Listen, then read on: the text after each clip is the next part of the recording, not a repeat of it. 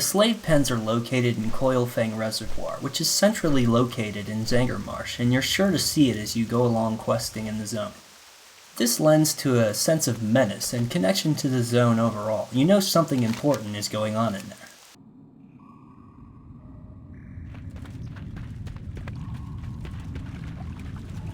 The first thing we'll notice in some of the early fights is that the slaves stop fighting after you kill their Naga captors, and they run away. As you come to the first big room, the way forward is not immediately obvious, but if you take a look around, one thing will stand out, which is the big red doorway in front of you. This is your first cue that red means the way forward. Now you'll have to slowly pick your way through the packs of enemies, figuring out the best way to move forward. This gives you a chance to look around and take in the ambiance of the dungeon in a natural way.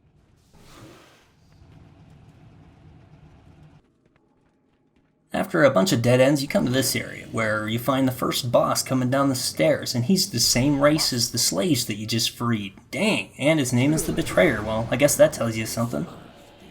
As you head up the stairs, you'll once again see red pointing the way, and now when you fight the first group, you'll notice that some of these broken draenei are now fighting you even after you kill their Naga masters, indicating that we're heading closer into the heart of the higher-ranking draenei, closer to the heart of the political organization.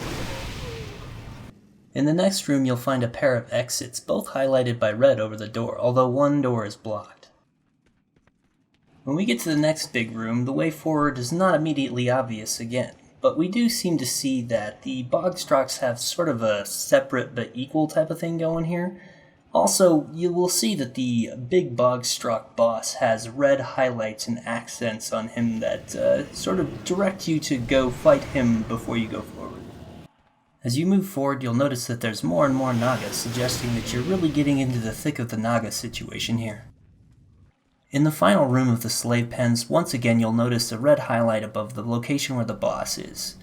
This is kind of where the dungeon falls apart in my opinion, because for some reason the final boss is some kind of swamp monster, which doesn't really tie into the rest of the dungeon very well. The Throne of Tides is located in the Abyssal Maw, sort of an out-of-the-way hole in the ground in Vashj'ir that you're told is important, but due to the sight distances in Vashj'ir, it doesn't really announce its presence in the outside world beyond the dungeon portals itself.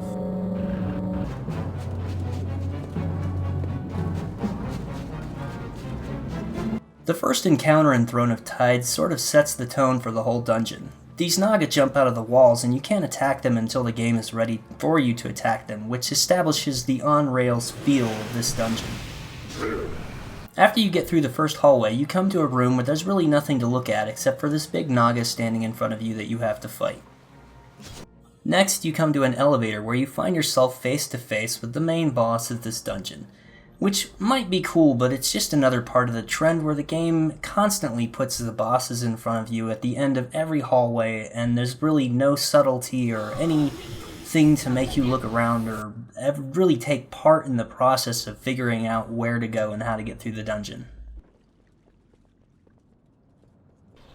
So after fighting a bunch of Naga, you get to fight a boss Naga, but wait, you get to take a break to fight some more Naga, and then you get to fight the boss Naga some more, and fight some more Naga, and Naga. Then the game throws you a cutscene to let you know that the tentacles that you saw before are now gone, so you can go ahead and do some backtracking. Yay! But first, here's a boss. Because when you come back to the room where the tentacles were before, it'll be pretty obvious that you need to go in the direction where the mobs are right there. But I guess the joke's on us, because this is just an optional boss who is being controlled by a squid on his head, which really doesn't explain how he wasn't squashed by the giant tentacle that was just all up in this business. But whatever, it's time to fight that giant sea monster.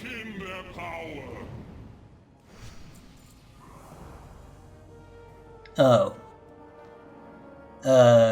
Why were we here again?